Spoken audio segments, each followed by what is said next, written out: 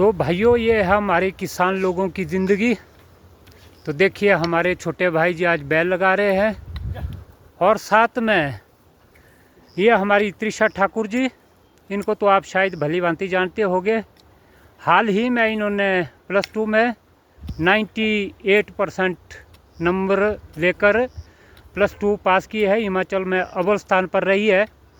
और देखिए, साथ साथ पढ़ाई के साथ साथ में ये खेलों में भी नंबर 1 पे है और खेतों में काम करने में तो और भी माहिर है। हम देखते रहते हैं यहाँ बाकी बच्चों के मुकाबले में घर का काम भी बहुत ही अच्छे से करते हैं।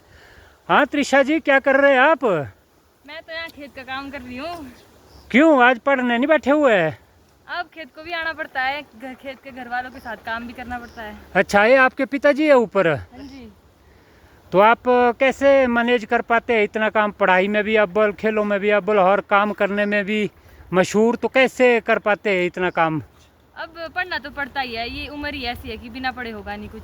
हाँ जी। और अपनी फिटनेस या फिर अब बोले कि बीमारी से बचने के लिए हमको खेलना भी पड़ेगा।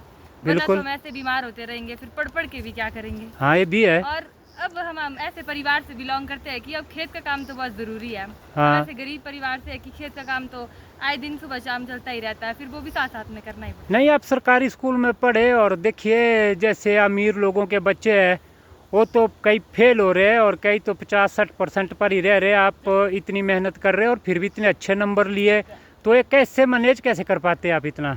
अब ये मैनेज तो कोई भी कर लेगा, बट अपने अंदर से होना चाहिए कि भाई मुझे करना है कुछ।